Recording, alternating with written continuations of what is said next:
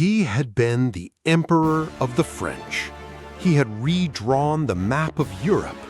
He had won the battles of Austerlitz, Jena, Wagram, victories that military historians still study 2 centuries later.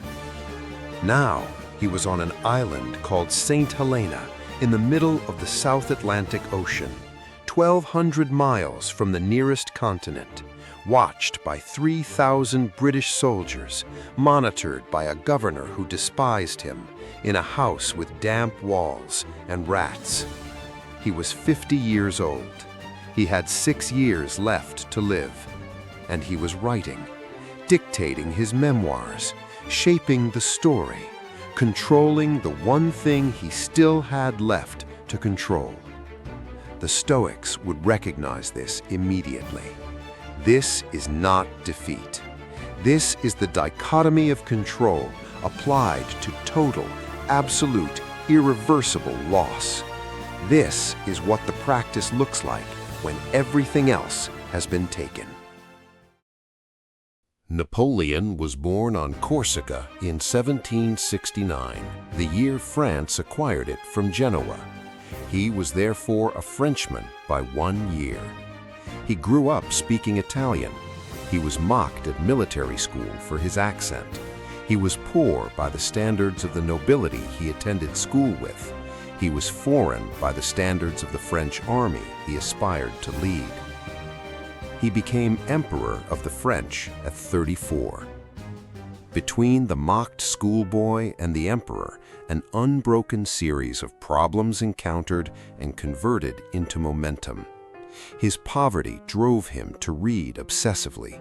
His foreignness drove him to study the French military culture more deeply than any native-born officer.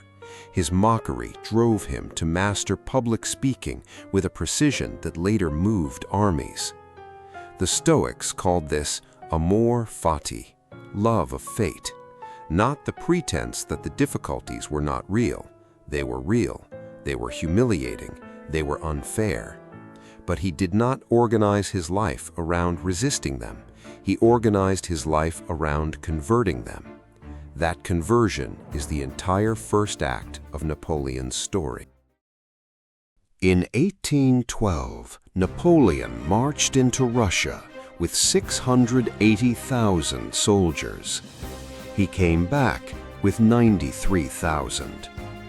The Russian campaign is the largest military catastrophe in the history of land warfare. The cold, the distance, the Russian strategy of retreat and scorch, none of it was what Napoleon expected. He adapted constantly.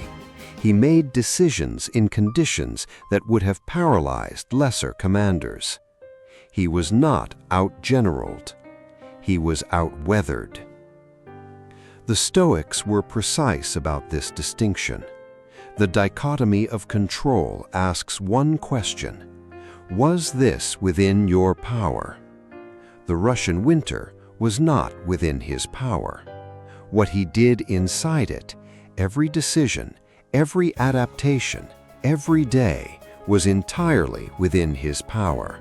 And the historical record shows that he exercised that power with extraordinary consistency, even in catastrophe. He lost anyway. This is the hardest Stoic lesson. You can do everything within your power correctly, and the outcome can still be catastrophic. That does not mean you were wrong. It means the winter was larger than the campaign. That is the correct Stoic accounting, not a comfort, the accurate description of what happened.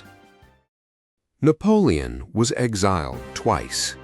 The first time, to Elba, he escaped within a year. He returned to France, he rebuilt his army, he fought at Waterloo. He lost at Waterloo. The second exile was St. Helena. They chose it specifically because escape was impossible.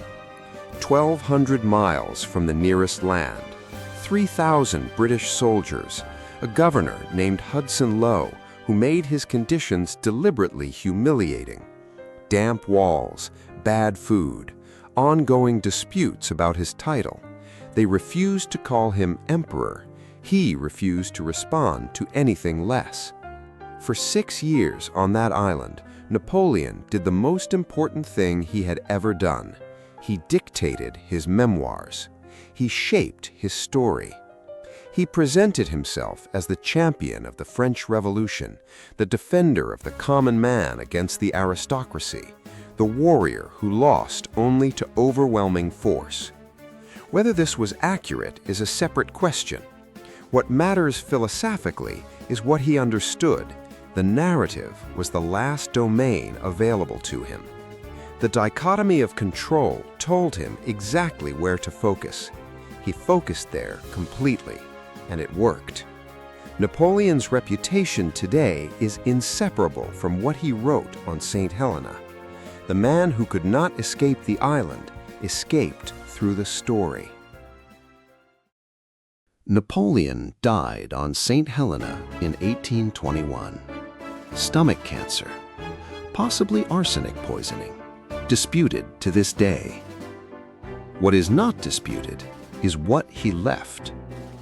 The Napoleonic Code, the legal framework that governs civil law in France, Belgium, Quebec, Louisiana, and dozens of other countries today. The memoir dictated on St. Helena that shaped how Europe understood him for a century. An empire that lasted 15 years. A legal system that is still operating 200 years. The Stoics would identify the difference between these two legacies. The empire required external cooperation to exist. It required armies, political allies, and continued military success. When those conditions changed, the empire fell. The legal code and the narrative required only the quality of his mind. They required only what was within his power. They outlasted everything that was not. The question Napoleon's life asks, what are you building that requires external conditions to survive? And what are you building that require only you? The first thing is at risk. The second thing is permanent.